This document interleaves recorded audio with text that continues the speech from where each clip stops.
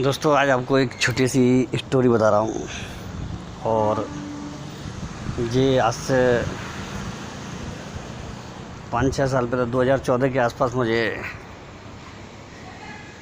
एक मित्र मिलने आए थे मुझसे कुंडली के उद्देश्य से, कुंडली करवाने के उद्देश्य से। तो उनके पिताजी थे बच्चा बाबू, तो उनने बताया था ये स्टोरी मुझे। तो मुझे ये खूब अच्छी लगी थी, तो मुझे अब बिल्कुल ध्यान रह गई ये स्टोरी। मैंने इसको कई बार लोगों को बताया भी है, लेकिन मैंने शायद यूट्यूब पे मुझे ऐसा ध्यान नहीं है कि मैंने डाला हो। तो बहुत लोग कल से कह रहे हैं कि कहानी बताइए, कहानी बताइए। तो मैं आपको बताता हूँ थोड़ी सी कहानी इसकी, आपको सुन के मज़ा आएगा। अब ये किस इलाके के जंगलों की बात है ये तो मुझे अब ध्यान नहीं है, खैर। लेकिन उन्होंने बताया था कि उनके पिताजी फॉरेस्ट ऑफिसर थे, तो घर में छुट्टियां मनाने आए हुए थे। और बच्चा बाबू के जो लड़के जिन्होंने ये स्टोरी सुनाई थी मुझे, शिव कुमार जी, उनकी उम्र उस समय होगी 18-19 साल, ठीक है। और पिताजी की उम्र थी करीब 45 साल, 45 के आसपास होगी, जो उन्होंने बताया। खूब स्वस्थ लंबे चौड़े आदमी थे और हर समय अपने पास बंदूक रखते थे। तो फॉरेस्ट में ऑफिसर की उनकी ड्यूटी लगी हुई थी किसी जंगल में, और वहीं पर उनको एक मतलब वो मिला था, एक रहने के लिए क्वार्टर सा, जंगल से बिल्कुल जुड़ा सटा हुआ था।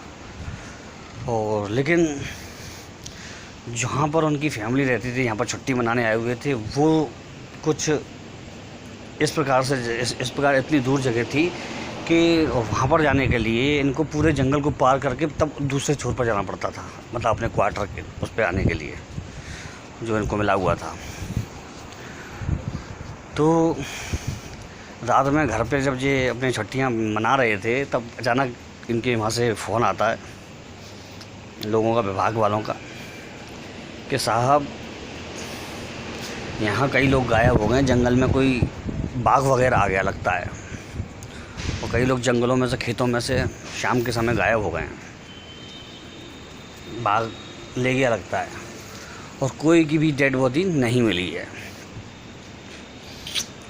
बच्चा वालों का अच्छा लगता है, ताकतवर शेर है, वो घसीट के जंगल में उनको ले जाता है, उनको अंदर खा जाता है, ये सोचा बच्चा बाबू ने। और उस समय लैंडलाइन फ़ोन थे, बाकी कोई संपर्क का दूसरा साधन नहीं था। अधिकारी होने की वजह से उनको ये सब सुविधा सुलभ थी। और उन्होंने मतलब जो रास्ता देख रखा था दिन में, तो ये कॉल आया था, रात के लिए आया था। तो दिन का उनको रास्ता का सारा अनुभव था, कहाँ से कैसे जाना है और पगडंडियाँ कौन सी जंगल में, तो वहीं से वो लेकर के निकलते थे अपने साथियों के साथ। तो उनका करीब 7-8 महीने का इस इलाके में अनुभव था, जो काफ़ी घूमने के बाद काफ़ी हो जाता है। तो उनके पास बजाज का स्कूटर था उस समय, जो कि जंगलों में स्कूटर वगैरह ज़्यादातर चलते नहीं है, क्योंकि जीप इस समय विभाग में खड़ी हुई थी। तो उनके पास केवल घर में यही था बजाज का स्कूटर। तो उन्होंने कि इमरजेंसी है तो जाना ही पड़ेगा, भले ही थोड़ी परेशानी हो जाए, क्योंकि जंगलों में दोस्तों या तो भारी भरकम मोटरसाइकिल चलती है, मतलब तगड़ी वाली, और या फिर चलती है जीप वगैरह, ठीक है। और मोटरसाइकिल तभी चल पाती है जब रास्ते थोड़े से चलने लायक हों। तो ऐसा रास्ता था, बच्चा बाबू को ध्यान था कि ऐसा रास्ता है कि हम इस स्कूटर, जानदार स्कूटर था उनका बजाज का, तो उनके उससे आराम से निकल जाऊंगा मैं। तो उन्होंने अपनी बंदूक ली, उसमें गोलियां भरी, खाने का अपना सामान लिया, डिब्बा टिफिन लिया घर से, ताकि रास्ते में अगर कहीं कुछ बात हो जाए तो खाना खा सकें। 6 घंटे का सफ़र था, लगातार चलने वाला। तो 5-6 घंटे का सफ़र था। एक पीछे की तरफ मतलब जो 5-6 घंटे का सफ़र तब था जब धीमी रफ्तार से चले, क्योंकि जंगलों में तेज़ नहीं दौड़ सकते आप, 40-45 नहीं चला सकते जंगल में 20-25 की स्पीड से ही चलेगा, क्योंकि ऐसे रास्ते होते हैं। तो उस हिसाब से उनको 5-6 घंटे लगते। तो उन्होंने थोड़ा सा एक्स्ट्रा पेट्रोल की एक कैन रख ली उठा के अलग से, ठीक है ना, वो चल दिए साहब। और निकलना उनका शाम के समय हुआ था। तो तो इसीलिए उन्होंने टॉर्च भी रख ली अपने पास और उसमें ही सामान में एक चाकू डाल लिया अंदर बड़ा सा, और वो चल पड़े जंगल में अपने रास्ते पर। बिल्कुल स्याह अंधियारी रात थी, मावस की रात नज़दीक थी, अंधेरा छा रहा था आसमान में। जंगल में जब वो थोड़ा सा अंदर जाते हैं तो उनको महसूस होता है कि काश मेरे साथ कोई एक आदमी और होता तो बातचीत करते हुए रास्ता कट जाता। काफ़ी लंबा रास्ता है, 1 घंटा तो उन्होंने यूँ निकाल दिया, आराम से चलते रहे एक स्पीड पर।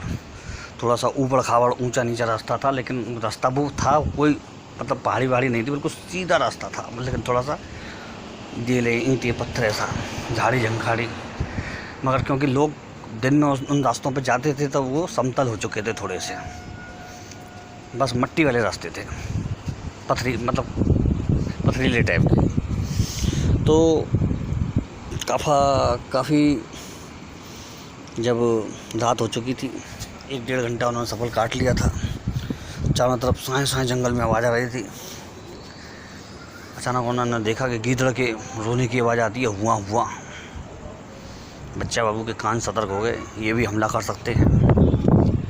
उनको उनके कंधे पे ही बंदूक थी, उन्होंने अलग से नहीं लटकाई थी, उन्होंने कंधे पे ही डाल रखी थी ताकि कोई बात आ जाए तो तुरंत फायर झोंक सके। तो क्या होता है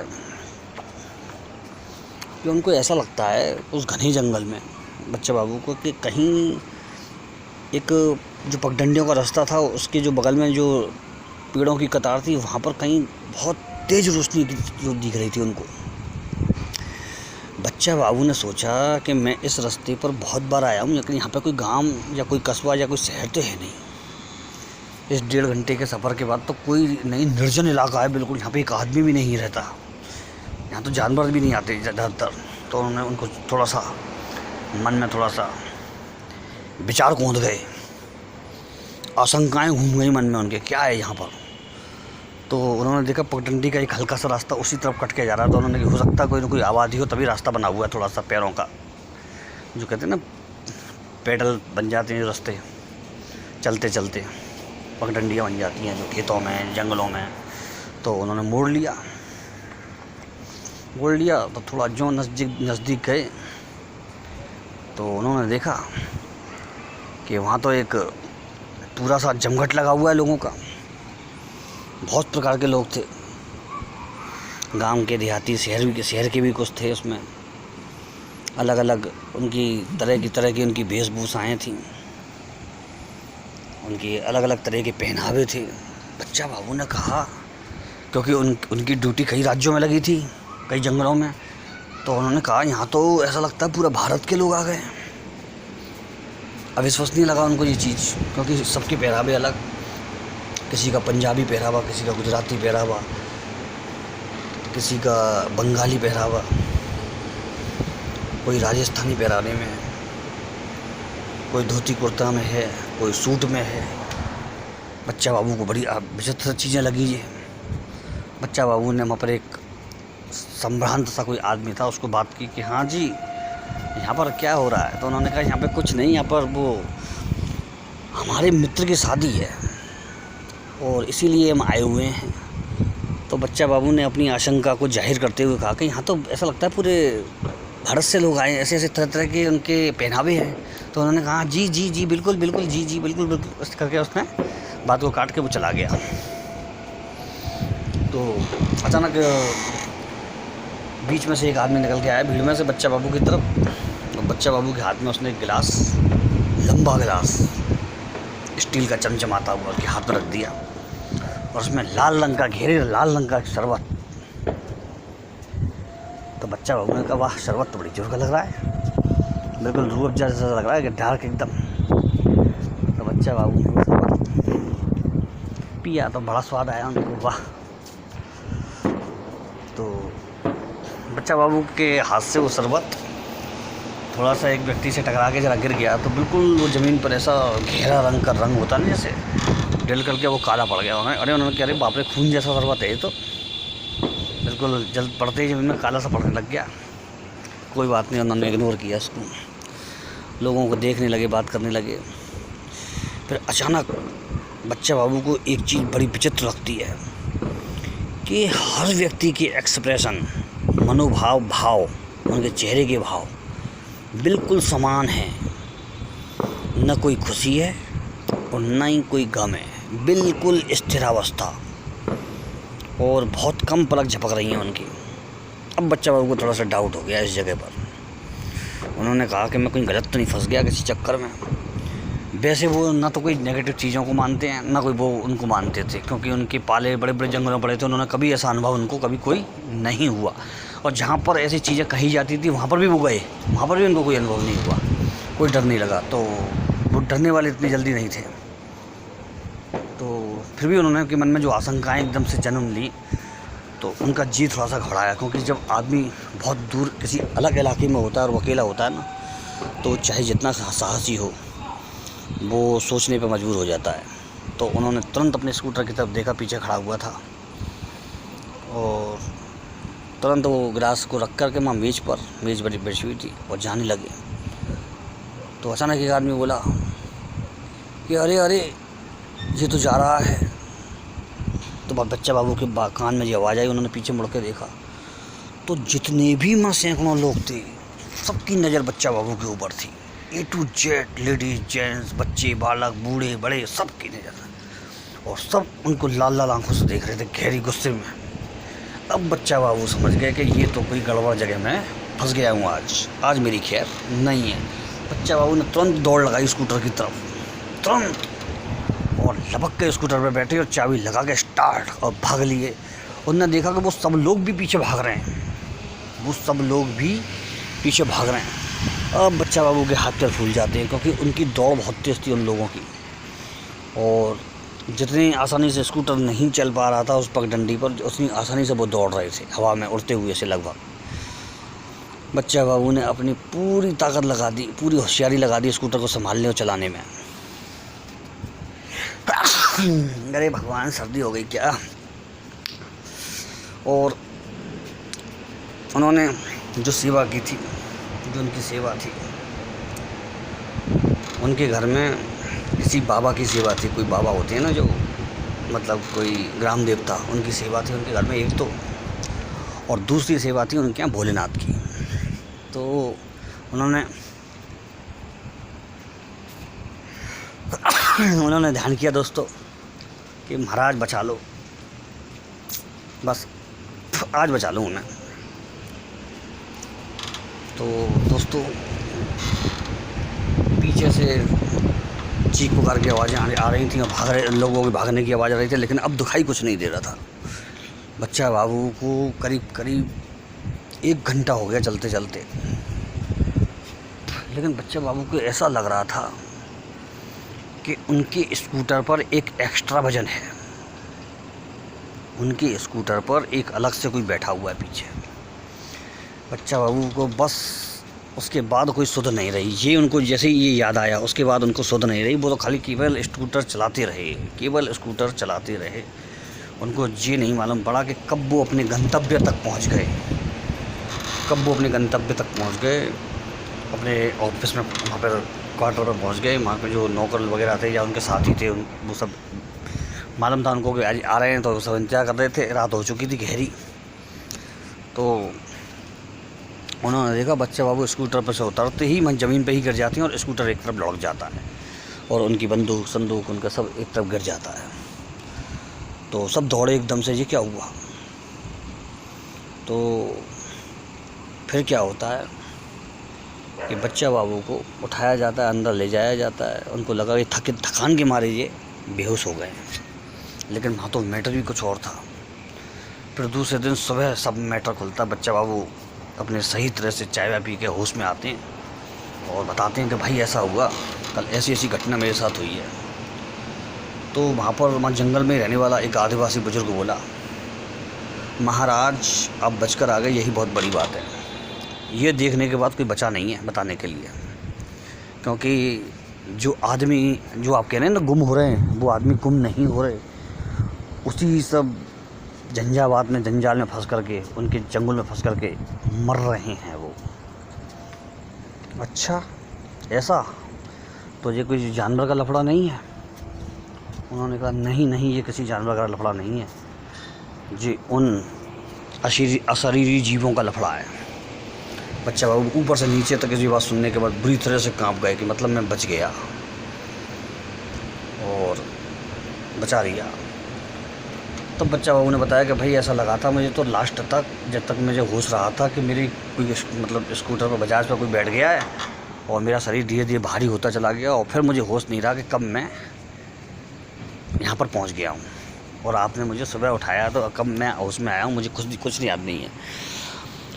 तब बच्चा बाबू के जो परिवार में एक बुजुर्ग थे, उनको एक सपना आया कि देख तेरे बेटे को मैंने बचा लिया, नहीं तो ये लौटने वाला नहीं था। और जो ग्रामीण देवता थे, जो बाबा जिनकी सेवा थी उनके यहाँ, वो बाबा दिखे उनको, तो सब समझ गए कि बच्चा बाबू के संग वो स्कूटर पर वो बाबा बैठे हुए थे और वही उनको अंदर समा करके और वही उनको लेकर के आए थे वहाँ पर, और उन्होंने ही बच्चा बाबू को बचाया। समझ लीजिए कभी कभी जो हम किसी की बहुत भाव से सेवा करते हैं तो वो सेवा इस तरह से आड़े आ जाती है।